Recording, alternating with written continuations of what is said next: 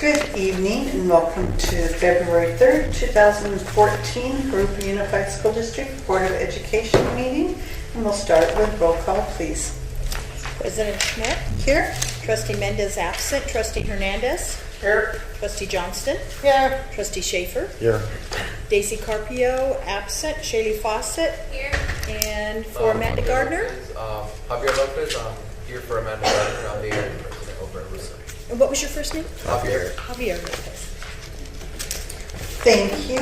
And since Mr. Mendez is out, Mr. Schaefer will be clerk pro tem for the evening. And Shaylee, would you do our flag salute for us, please? Stand for the pledge.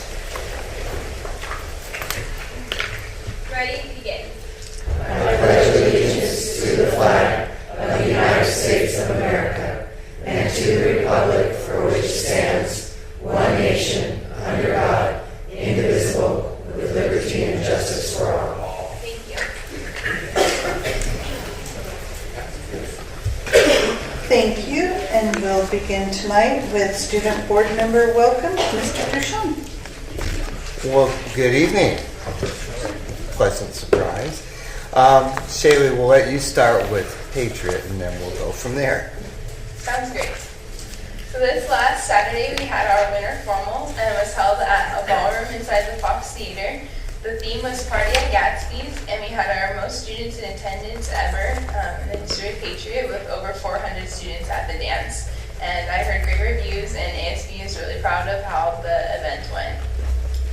Our boys basketball is currently third in league and we have a home game tomorrow after school.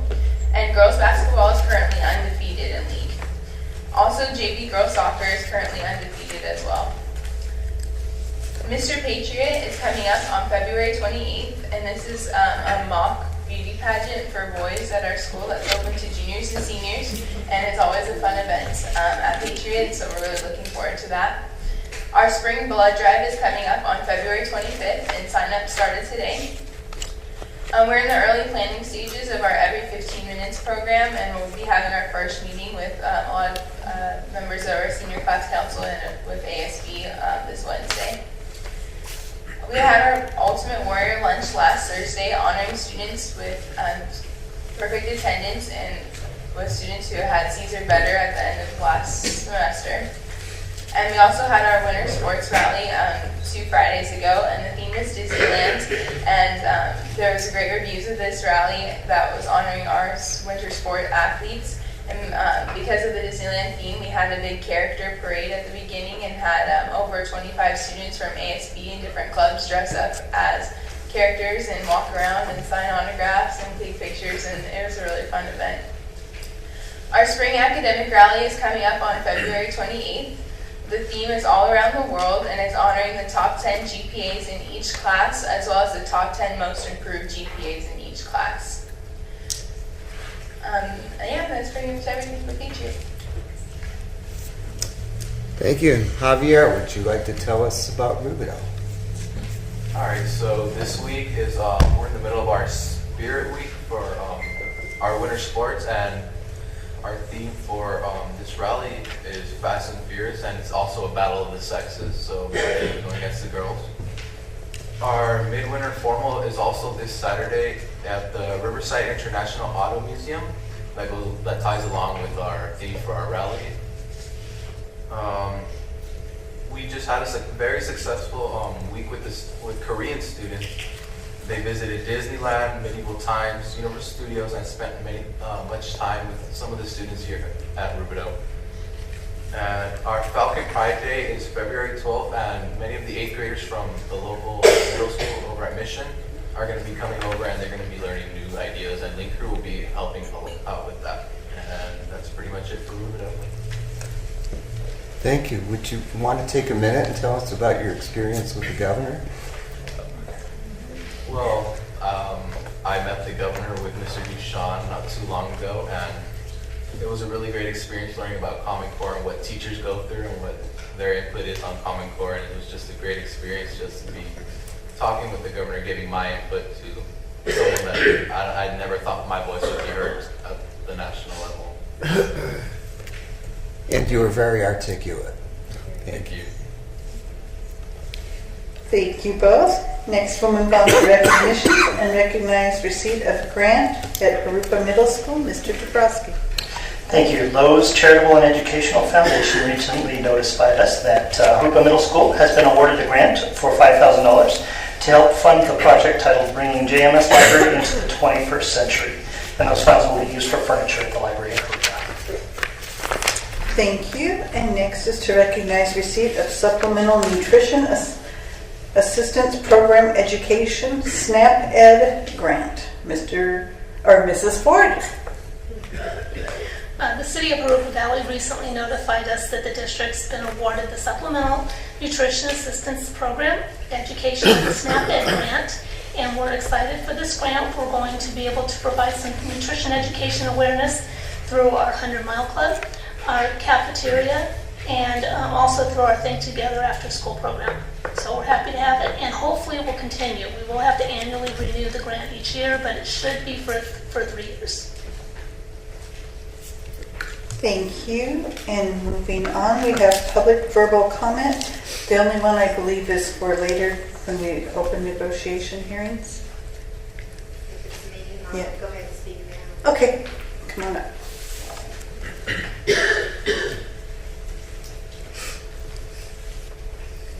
Good evening. Is this on? It doesn't sound like it. Can everybody hear me? No, it's not. Yes. It is on. You come close to it. Well, good evening, President Schmidt and board members. Oh, it's not plugged in.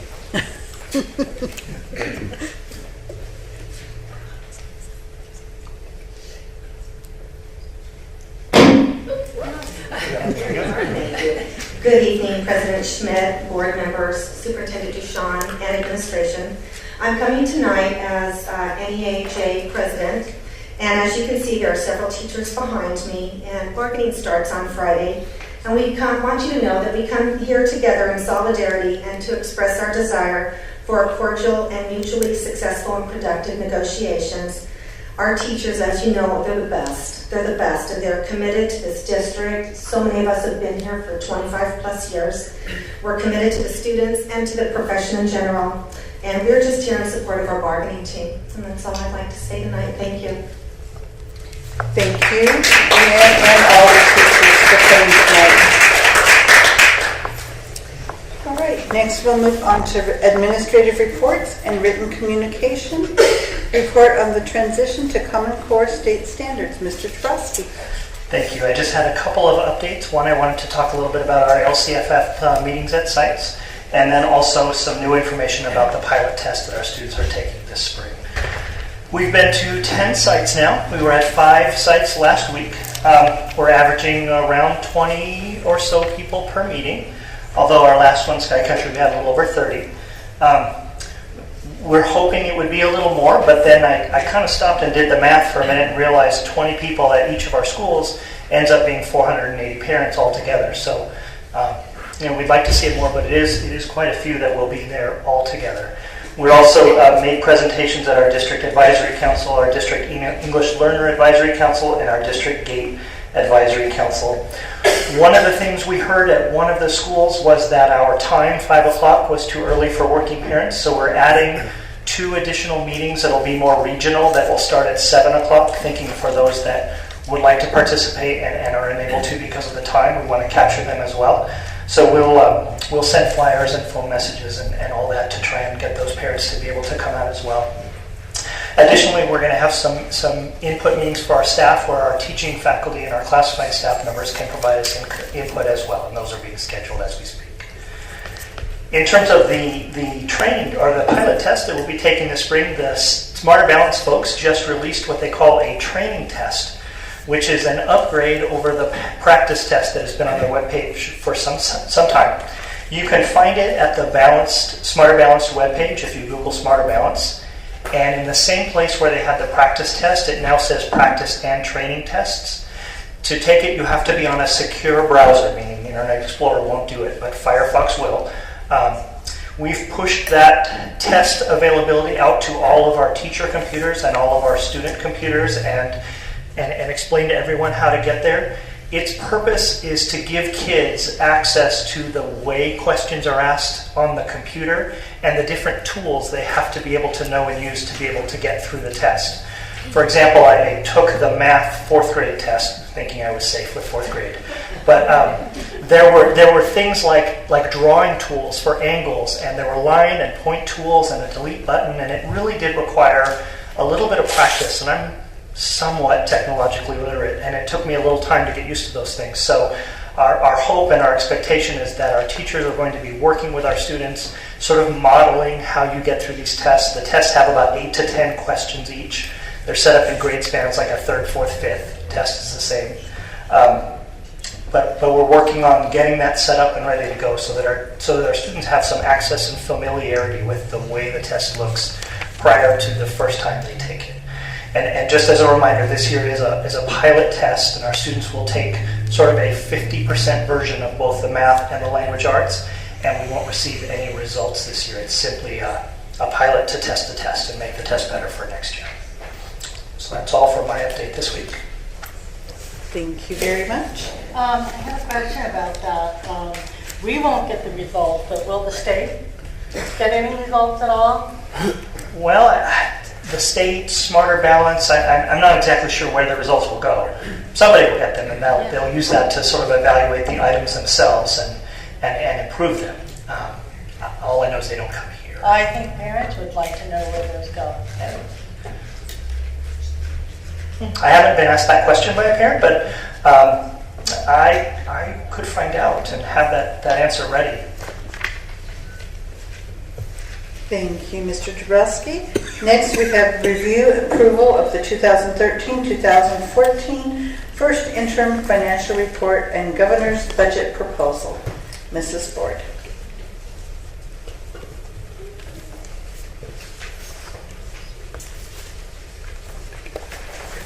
Well, we have good news. Our first interim report received a positive certification from the Riverside County Office of Education. So we will be sending that up to the state. So that is something we haven't been able to do for a while. So we're very excited about that. And I know Karen is really excited about that as well. Tonight, though, I wanted to go over because the first interim report reflects the information that we had at that time. But since that time, we now have the governor's budget proposal for 2014-15. So I want to go over some of what is in the governor's proposal and then how that will impact, if the proposal comes through, how that will impact Jurupa. So in the governor's proposal, the governor talks about being able to use some of the additional revenue that's coming into the state to be able to eliminate the wall of debt by buying down the remaining K-14 deferrals. And at one point, he was going to be buying down deferrals each year, but he is proposing actually eliminating the deferrals altogether in 2014-15. That would mean that we would significantly increase our cash flow abilities. As you know, we've been needing to take out trans each year to be able to meet our cash flow requirements, and this would allow us to get back on track with our cash flow. Also, the growth of Proposition 98 entitlements creates a window of opportunity. So the economy as a whole is only improving moderately, but in Prop 98, that funding is going directly to education. To protect public education during the eventual downturns, the governor is proposing two rainy day funds. One would be specific for education, and the other one would be for the remainder of the state budget. And then the governor is proposing continuous appropriation for LCFF, as you'll see on the next slide. So as you can see, the governor is proposing to invest in education, and for this school year, for the 13-14 school year, $56.8 billion was invested in education, and the proposal for 14-15 is 61.6. So that obviously is a significant difference, significant increase. And then as you can see, the estimates for 15-16, 16-17, and 17-18 continue to improve.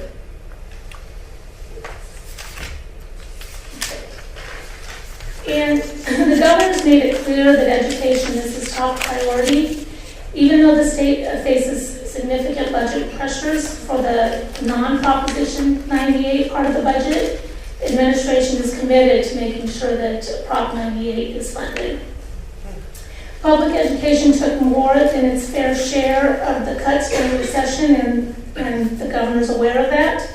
And he is attempting to set the recovery much quicker at a quicker pace for education. And then the governor also understands the message that was sent with the passage of Prop 30, and he is responding to it by the proposal that he has for funding education. LCFF and the LCAP provide an opportunity to locally control programs and make decisions that best serve the needs of the students and allow that flexibility for the community to be involved and the stakeholders to be involved in directing where the funds go. There's also, just to be aware of, some policy implications. There's no change in California's taxing structure, so there's still volatility in state funding, and that will impact Proposition 98. So just need to be aware of that. Most of the state's past financial problems have been when the state spent, when it was the good times, and not just the fact that we've had some bad times in recent years. But part of that is the rainy day fund that the governor wants to set aside, which would help smooth out the funding for K-14 education. And every school district in the state knows how important it is to plan to have reserves and to have multi-year planning. Even though sometimes that's difficult to do, it's something we need to do.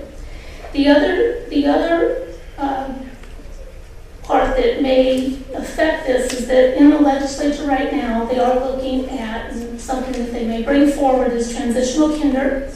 For all 4-year-olds, it would be a mandatory transitional kinder, and also allocating more funding to Common Core implementation. And that is not in the governor's proposal. That would be outside of that. And so we'll have to wait to see if that comes through. So when we look at the local control funding formula, I just want to remind you how we're funded. So how we're funded is we have a base base amount per student, and that's our little student over on the left. And then we have adjustments based on the grade span of the student. So we have a student that is in elementary would get an adjustment for class size reduction, so additional funding for that. And then a student that's at the high school level, 9-12, would get additional funding for CTE, for computer technology career education classes. And then the demographics would also add, so in our case, we are an 80% district under LCFF. So that means that if a student is low income, lower moderate income, they call them LMIs, English learner, or foster youth, we would receive additional funds for that student. And that would then total for each of our students. So some of the distributional impacts of LCFF, it is an 8-year implementation, although it could be funded sooner, and our hope is that it will be. Once it's fully implemented, all districts' base funding will be equal, and then COLAs would be set in place for increases. But prior to full implementation, every district will be funded at a different level due to the percentage of low income, foster youth, and English learners. Other things that will impact the distribution of LCFF is the size of the district. If the district is in declining enrollment or growing, the percent of unduplicated students eligible for the supplemental concentration grants, and that was what I was just talking about, and then the type of district. So you get more funding for a 9-12 student, so if you're a high school district, you would receive more funding per student.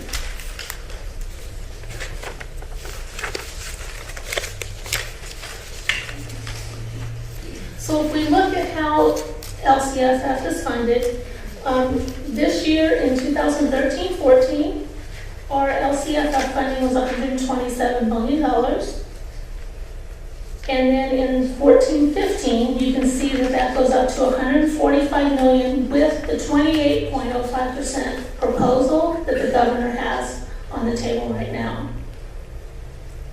All of this then is being funded. We're being funded between by a percentage of the gap. So you can see the dotted lines, the dashed lines. So that's our gap. And this year, they're proposing to fund 28% of that. When we're fully funded, we'd be at $192 million.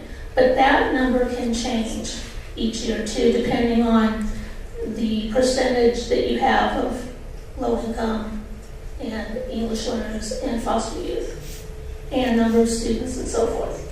So, but this is what is proposed right now in the governor's proposal.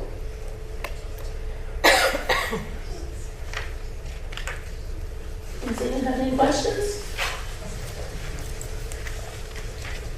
Mr. Schaefer? The Prop 30 ends in, well, it's supposed to last for 5 years, right? It starts, there's one part of it that ends in 16-17. Do we know how much Prop 30 funds contribute to these numbers or not? Because once that ceases to exist, how will that affect? I'd have to get you we do, but I'd have to get you those numbers.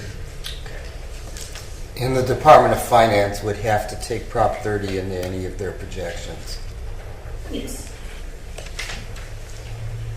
Any other If questions? there's some growth, does that mean that maybe that will fill it a little bit? Make up the difference in some way? It could, the growth that we have in the new development that's coming through, it could.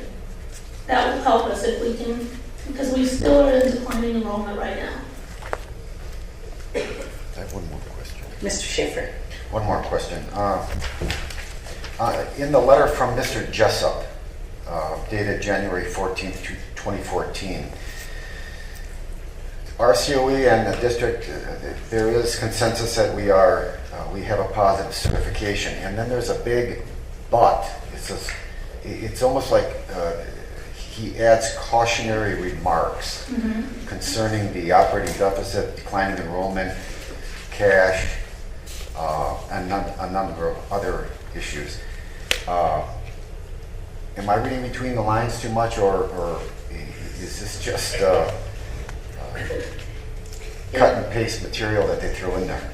No, this year we are operating in a deficit. So we had a $2.5 million deficit this year. But with the onset of LCFF, next year we will no longer be in a deficit mode and are operating in a deficit. So again, this is from the first interim report. So that doesn't include the 28.05% that the governor is proposing. So this is after the governor's. This is after, yes, this is after. What I showed you tonight is the proposal after the governor's 28.05% would come to pass. Thank you. You're welcome. Anything else? Thank you, Mrs. Ford. Next, we will hold a public hearing on the initial bargaining proposal to CSEA 392. Mrs. Elsick. Thank you. This proposal and the two that follow were publicized at the last meeting, and this time is set aside to see if there's any public comments. Thank you. And at this time, I would like to open the public hearing session on the initial bargaining proposal to CSEA 392.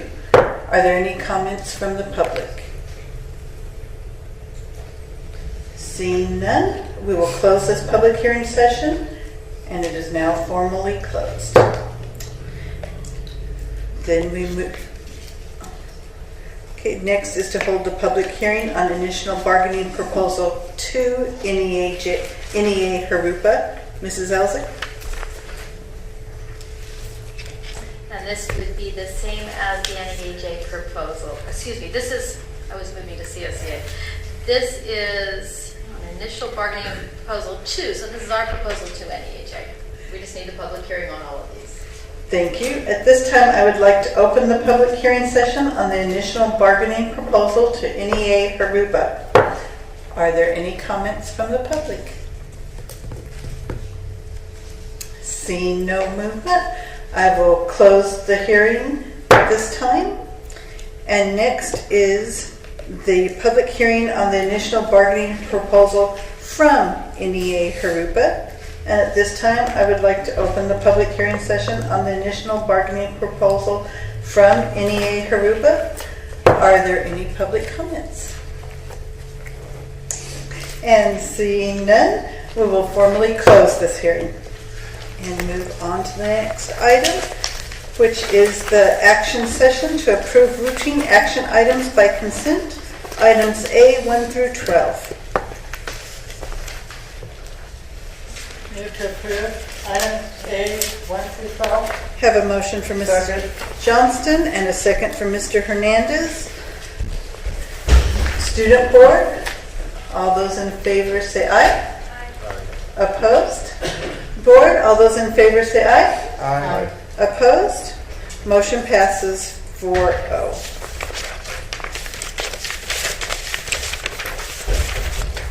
Item B is the authorization to solicit bids for transportation services for severely handicapped students. Mrs. Ford. Yes, administration has Make a motion requested. to approve. Second. Have a motion from Mr. Schaefer to approve and a second from Mr. Hernandez. Any questions or comments? Thank you. Student board members, all those in favor say aye. Aye. Opposed? Board, all those in favor say aye. Aye. Opposed? Motion passes 2-0 with students and 4-0 board. Item C, approve change to the elementary reporting period. Mr. Dabrowski. Thank you. Currently, we report. Make a motion to approve the change. Have a motion from Mr. Schaefer Second. and a second from Mrs. Johnston. Any questions or comments? Thank you. Student board members, all those in favor say aye. Aye. Opposed? Board, all those in favor say aye. Aye. Opposed? Motion passes 2-0 students, 4-0 board. Item D, approve purchase of the Hewlett-Packard ProBook 6570B notebooks for Mission Bell, Sky Country, and West Riverside Elementary Schools, Miraloma Middle School, and Jurupa Valley High School. Mrs. Ford. Make a motion to approve these. Second. Have a motion from Mr. Schaefer and a second from Mrs. Johnston. Any questions or comments? Students, all those in favor say aye. Aye. Opposed? Board, all those in favor say aye. Aye. Opposed? Motion passes 2-0 students, 4-0 board. Item E, approve purchase of Dell Optiplex 7010 desktop computers for Camino Real, Ina Arbuckle, Mission Bell, Pedley, Sky Country, Sunny Slope, Trouth Street, Van Buren, and West Riverside Elementary Schools, Miraloma Middle School, Nueva Vista and Rubidoux High Schools, and the Transportation Department. So moved. Second. Have a motion from Mrs. Johnston, a second from Mr. Hernandez. Any questions or comments? Just Mr. comment. Schaefer. I'm just happy to see that we're fast tracking all this information technology equipment to these sites. Hope to see more of it. Thank you. Thank you. Student board members, all those in favor say aye. Aye. Opposed? Motion board, all those in favor say aye. Aye. Aye. Opposed? Motion passes 2-0 students, 4-0 board. Item F, approve at a first reading revised board bylaw 9251, the District Group Insurance Programs Board of Education.